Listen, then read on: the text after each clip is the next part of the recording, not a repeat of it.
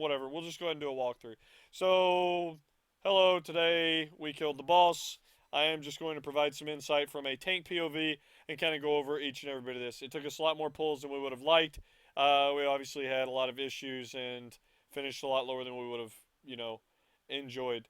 But I really am proud of the guild and being able to pull through and get this done. But anyways, regardless of the fact, I'm going to go ahead and give you guys a walkthrough. Here we go. So initially right on the pull, I start out by tanking the boss. The talent choices I'm running for this, I'm using Serenity. I can get a huge shuffle uptime right off the bat. It's not necessarily mandatory for this fight. I actually debated running Chi Explosion, but Serenity gives you the most like survivability, and it wasn't necessarily that much of a DPS check, so I ended up sticking with Serenity. I initially actually started with Zuin as that level of talent choices, but once we started getting uh, longer into the fight, I ended up swapping to Rushing Jade Wind. And as you see here, I'm also running Chi Burst. As you see, I always wait until there's the entire wave of ads up. I can use it once per ad wave and things like that. And also Transcendence Monk's really good for this. I just Transcendence roll back, Transcendence back in, and dodge the orbs here. The only part tanking wise that the boss gets a little sketch is like here at the beginning you see taking a little bit of damage. That's whenever I'm tanking the boss plus the ads and things like that. It's not really that rough, especially in phase one, especially if you pop guard or something like that. Generally, you don't want to use guard that often unless needed. Maybe someone like Shuttle healing you in phase three, you end up having to pretty much keep guard on cooldown.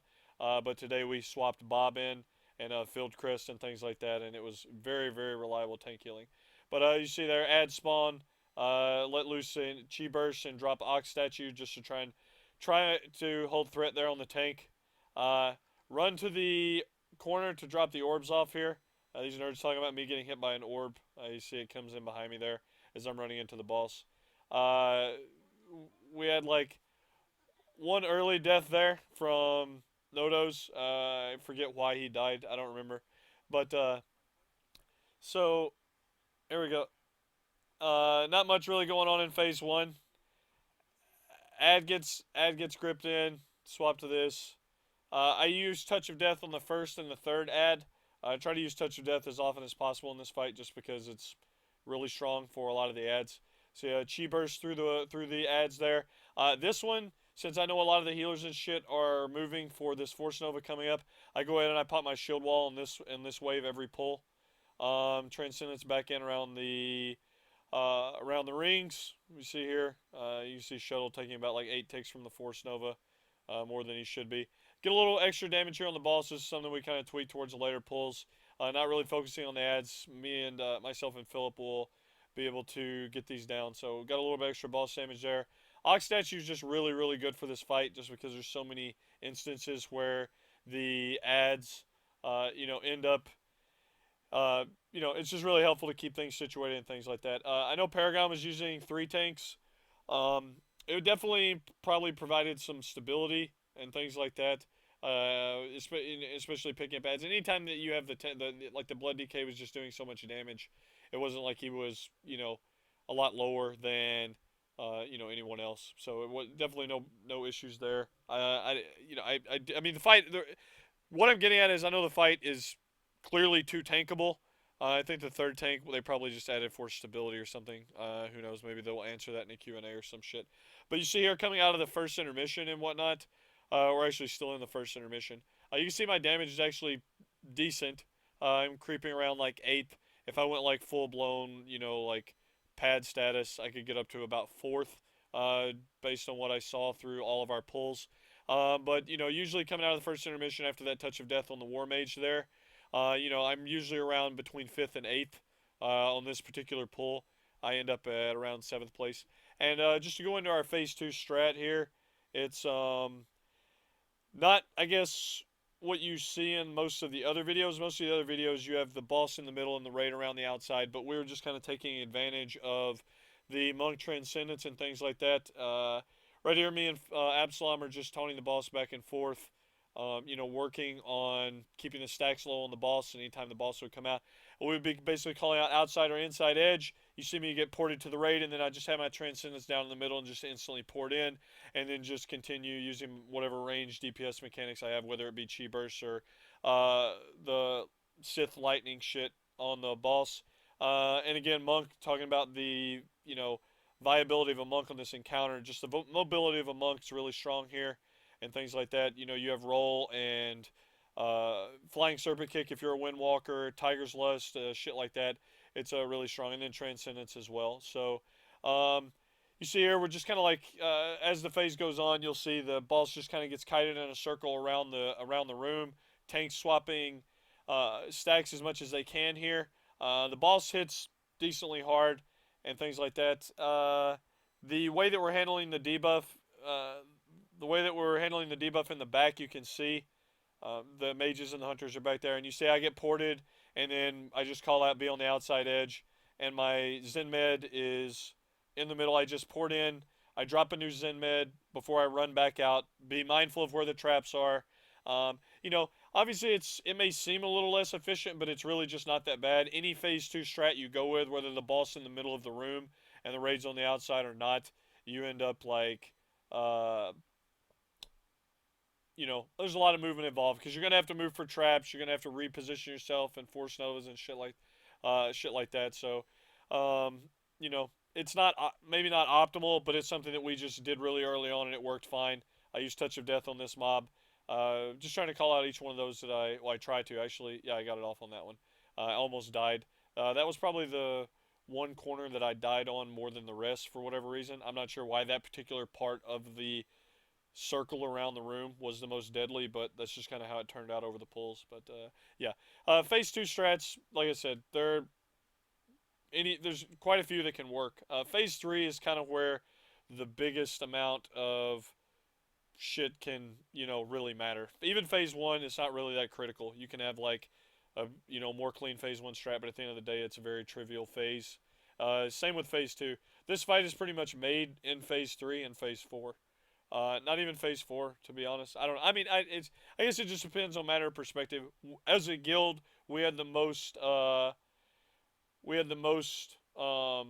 issues with phase 3, and a lot of that was due to our older strat, and I've got some pulls I can show you on Fraps after this. But as you see here, it continues to happen. I get ported to the raid, and instead of the entire raid moving from me, I just transcend this to the middle, and the entire raid just continues to rotate around the outside edge.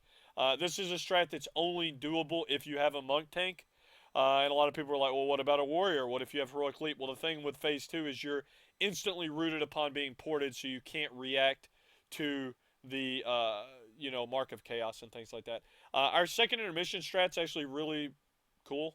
I tank the Reaver over here in the side. As you see Phil Chris there about to get hit by the Reaver, ignoring my calls of don't stand by the door for about 200 pulls. I think that was said very clearly. But anyway, so the way that we do this phase, I tank the Reaver in the corner. It doesn't get a lot of damage on it early on, but the reason why is I don't want to pull it in on top of... I guess we could, that this just kind of started working out, even with it happening the way that it was. I didn't want to get it on top of the other mobs here. So what happens here is he punts me, drops threat, then we move over here. We didn't want him over here on top of this other stuff because of the War Mage buff. So that's the reason we kept him at the door right there and just kept dots and stuff on him. So we kill one mage, then we kill the other mage. And myself and Absalom just are over here dealing with the Reaver the whole time. And to make it easier, I just keep dropping the pig statue, and the ads just keep funneling into us, and we're just like kind of pretty much cleaving off the Reaver onto the ads and things like that. So you see here the boss comes back out. We've got like 5 or 6 ads up. I call to stop damage. I almost die here. Pop guard. Get punted back. Run back in.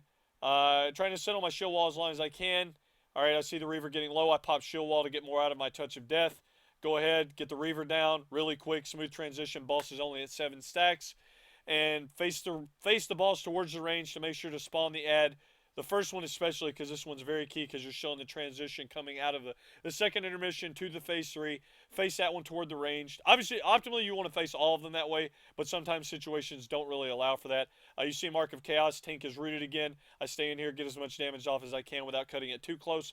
Port out, call out for the melee that I'm orbs are, I'm about to blow up and orbs are coming through. Redrop Transcendence, run back in, taunt the boss off the other tank because he's got threat on the boss plus the ads, which makes it pretty brutal, and things like that. So here we are, Force Novas. Much phases just infinitely more easier when you tank the boss in the middle of the room and things like this. As you see here, call out for a paint sup.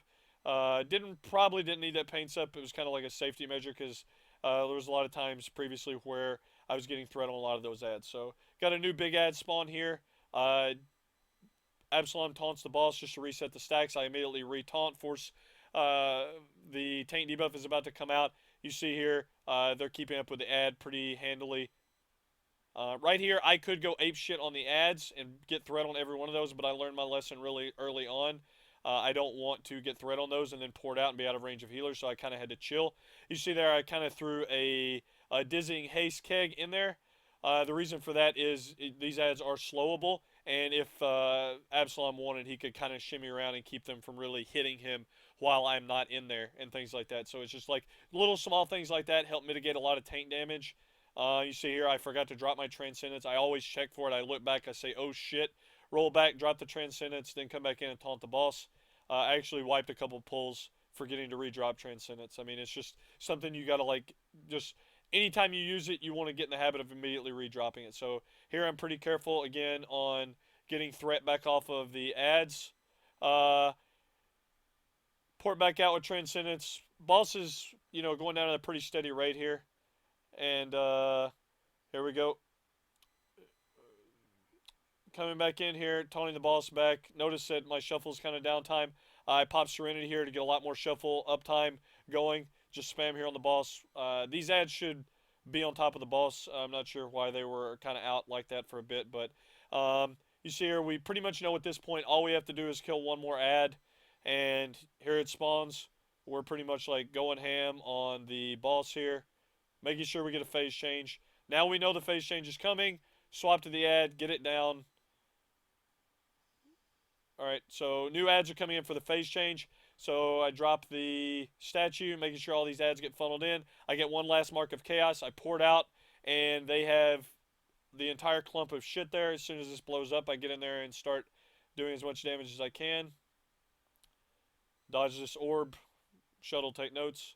Alright, so you want to kind of AoE down the initial pile of shit in as consolidative a package you can get. As you can see, the remnants there kind of get out of the pack, and that's fine. You don't need the remnants to die in the pile. The biggest thing is these Night Twister Berserkers.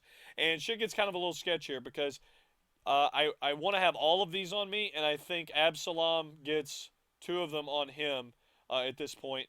And so right now I'm like, oh shit, I can't have these die in the raid. And he's like, I've got 2 on me, so I get 1 taunt off here when it's at like 30%. And we're trying to kill these over here in the corner. And then once we get caught up on these, it's a lot easier. It's just getting that initial burst down and things like that. So then I get the other taunt off on him. And here we go. Now we are pretty much fully into we made the phase 4 transition. The ads you want to keep, there's multiple different ways you can do this, as you guys can see from methods video and things like that. I think we had a 5 mil wipe on this boss before the videos started coming out. So we actually didn't really change our strat that much. I think the main change we did change was our phase 3 strat. We had him in a corner. I'm going to show you that on a fraps after this, but this phase is all about burn. All right, there's quite a few mechanics happening, but it's all about like we were keeping the ads on top of the boss like this and AoEing them down, and I was just calling out to move the boss every time the ads were about to die to keep the melee from putting on their swimmies and just posting up in the purple shit. Okay, so you see here, our damage actually, this was one of our lower damage pulls. We actually had pulls where our damage was a lot higher than this at this point in the fight, but you guys know how it is. It's whenever you go through stuff like this, it always seems like shit goes wrong and you end up killing the boss somehow. But you see the glimpse spawn on melee. We kind of call out to pull it around, pull these ads back to the back, stun them, hoping they're going to die on the outside here. Notice that they're not going to, and then run back out there and try and kill them. You see the enveloping night cast. You see my weak aura going off. I'm doing my best to try and keep these ads off to the side. It's just not really working because it is not really there's just so much shit hitting the fan right now. It wasn't, nothing was going to as according to plan in this phase. So we ran out of room, and I say, fuck it. I make the call, just pull the boss in the middle of the room, and all the ads are dying here right on top of the boss, and I'm just like, well, fuck it. Hopefully people don't stand in purple shit. Boss is super high, super sloppy phase. At this point, I'm like, ignore the ads, stay on the boss, because I know that there is no more like, there's no saving the amount of fuckery that is happening in this phase. We had phases that were infinitely more clean than this, uh, but for whatever reason, the boss got moved around and things like that. So you see the melee here just standing in purple shit. You see Zach get LOH. You see Lancel getting res and things like that. I actually taunt the boss, trying to taunt an ad there.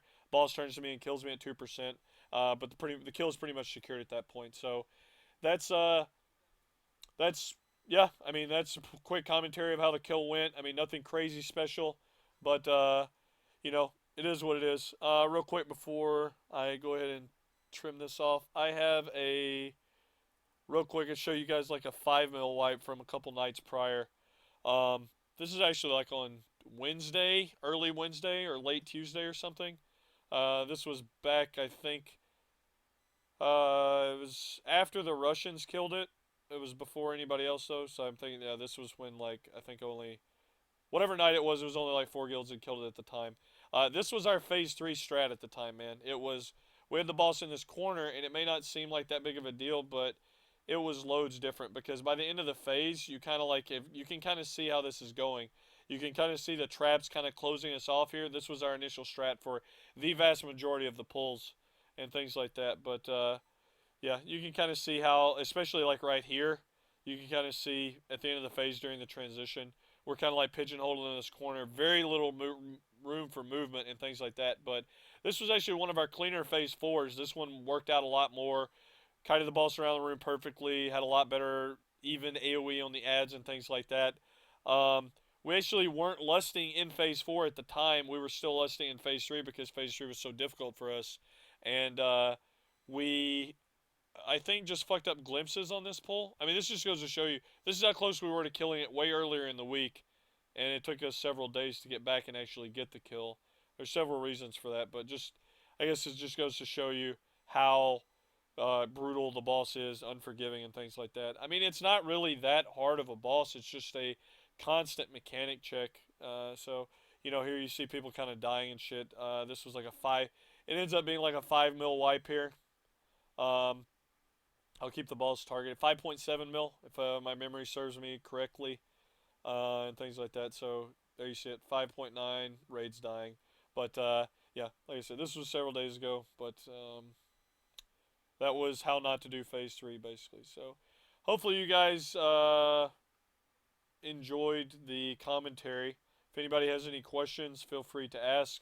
I can throw a highlight of that up on YouTube or something. But yeah, just really proud of the uh, guild for getting it done. I know it wasn't easy. We had to go through a lot of adversity, myself included, this tier. But we are recruiting exceptional players going into Foundry, and I mean, we pretty much just, you know, we're not looking for a roster overhaul.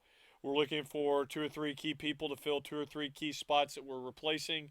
And if you think you've got what it takes, feel free to put in an app. You know, we've got a very motivated group of people, and you know, our history and track record speaks for itself. So you know, if that's something you may be interested in, make the leap, take the jump. Website, you guys know where to find it. So I appreciate you guys watching the vid. I know there's some fanboys that and the haters alike. For the supporters of the guild, I really appreciate it. We will definitely have a stronger finish in Foundry, but you know, even at our worst, we still got it done. So it's pretty much it. Just a quick stream. Hopefully, people enjoyed it. If you guys got any questions, please just post them on Twitter, and I will go ahead and answer them. So appreciate it. You guys have a good night, and I'll catch you later.